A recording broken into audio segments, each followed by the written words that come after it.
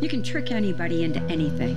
And track down this gnome, a gnome tracker. As soon as she comes into Peggy's, I kind of know something's up. She could be somebody's grandma one moment, and she could be the devil the next. I don't think she likes anything about him. Usually the girls go for the bad guys, but sometimes characters like John, they go for the bad girls. I find it interesting that the thrust of this movie is all relationships with women. This will be just really fun to see how all the scenes are put together, especially with some of the more complicated scenes. Enjoy the journey, because that's what Gnome Sweet Home is all about. It's about a journey, about an adventure. I'm really excited about this project. It's unique and it's offbeat. You always can find a little piece of yourself in that character.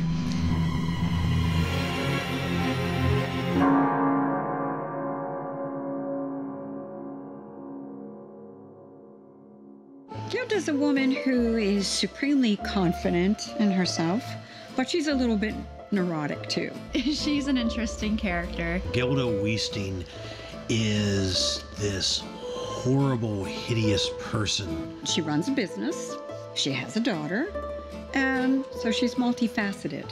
I like that. Gilda had to earn what she did, but she earned it in a way that wasn't necessarily deserved.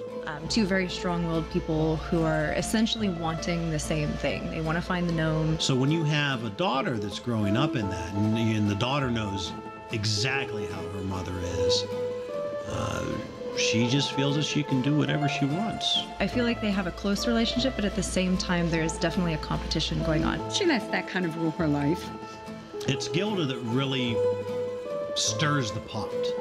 The problem Billy has with Gilda is that he's the real thing, she's not. Where Gilda sees profit, Gilda wants profit. Poor Jasmine. Gilda can't help herself. She uses everyone.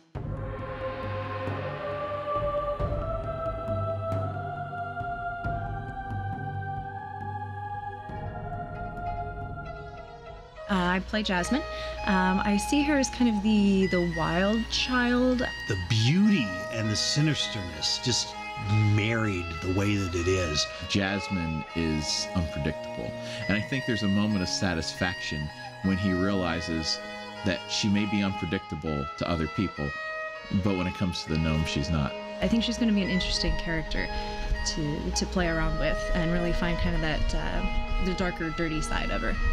It's quite magical to see actors that I know that I've seen in multiple roles that we've acted with each other, and it's great to see how they mold into these characters, especially when it's something that was written for them, basically.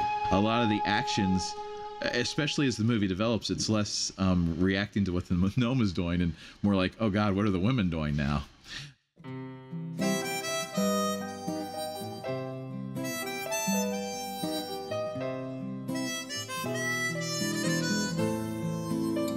I play the part of Shirley. And then Shirley comes. Just kind of your typical blonde waitress.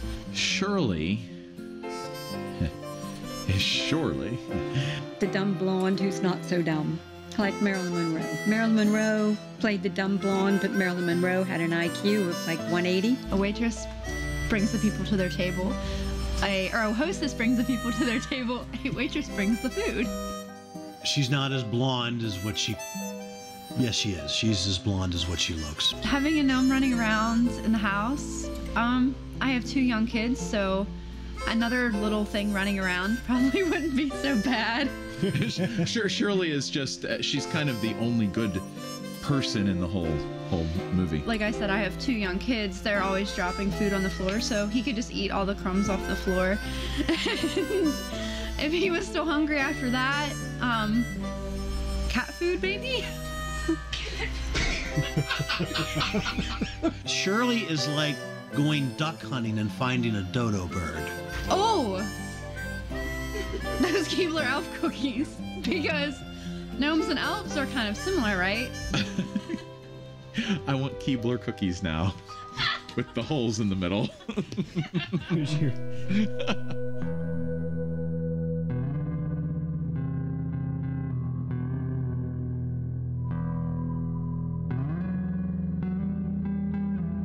Billy is clearly the front runner in this movie. He's the main character. Well, Billy and I have a history. We must have dated at some point. I'm not sure Billy has ever had sex with anybody, even himself. I think he was probably the creepy guy. I don't know. I think he was just kind of the creeper that no one really wanted to be around. Maybe my character, maybe Shirley is just so sweet that she just felt bad for him and dated him. I feel so dirty in that getup. But I remember when we filmed the first part, I had let my fingernails grow and I had let my toenails grow even though they weren't going to be on. I don't know that I really want to get into the mind of Pete Fernbaugh. Mita, our costume mistress, she started putting, and our makeup person, she started putting this green shit. Like I thought at one point it was shit that she was finding. Yes, I'm being very technical. The mind of Billy is a very, very strange place, but he seems to be kind of like the MacGyver type character, so I'm sure he'd have a lot of awful, dirty tricks up his sleeves. I think Billy feels a lot of guilt for, first of all, letting the gnome escape from him, and then second of all, letting the gnome reveal himself to, or itself, to another innocent bystander.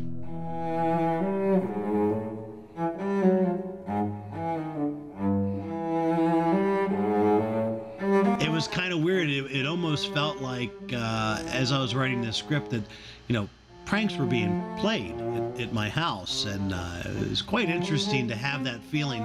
John was just completely used by Billy, but I think that John really basically was looking for an adventure, or else he would have left long before he did. The gnome gives him some odd degree of purpose in his life, and I think that purpose might be rooted in the chase. Billy wants to team up with him to get revenge. Billy, a complete neurotic, kind of the male version of Gilda. She sees John as a lot more gullible. I think that he, to her, is a complete pawn in the game to get to what she wants. John losing his girlfriend and then having a home invasion and then losing his sanity and then trying to regain that back. Both wanting to find this magical gnome. He says to John early on, "You have to come with me to save your life." That's key, because he's afraid that the gnome's going to come back and do worse to John. He doesn't know how far the gnome will go. Both men from very different backgrounds are getting together, and they have one goal, is just to feel relief. John was kind of the patsy in the whole thing, the straight man to the funny guy. And then you have the gnome thing thrown right into the mix of it. I think the gnome probably looks adorable and cute and cuddly. His intelligence far surpasses most mere mortals. That gnome could either like us or hate us. So I know that the gnome can potentially be dangerous. Yeah. How does he relate with people? So I know it's not something that I want to just go rushing up to and grab it and hug it and kiss it and cuddle it. The only way the magic is going to be with us is if we invite it in. And that's exactly what the gnome, I think, symbolizes. I'm really looking forward to taking it apart and making Gilda come to life. I'm not a very manipulative, conniving person, so I think that's going to take a little work. No comment from the peanut gallery. This is my first time doing something on film. I'm only used to doing things on stage. I'm excited for the experience. I mean, it's a fun movie. I don't know if it was just good editing or multiple takes, but the first part turned out incredibly well. And there's a twist at the end. I love the director. Like a brother. The fact that I get to do this with my friends, that's a bonus, that's a plus. It's such a smorgasbord, or smogus. Did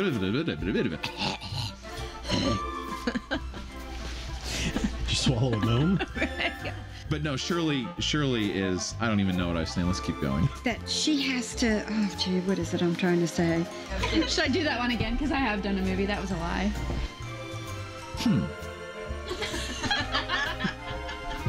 I didn't forget. I just... Not what you talk about. That was more of like a home movie, I feel like. I don't know. Thanks a lot. You didn't film.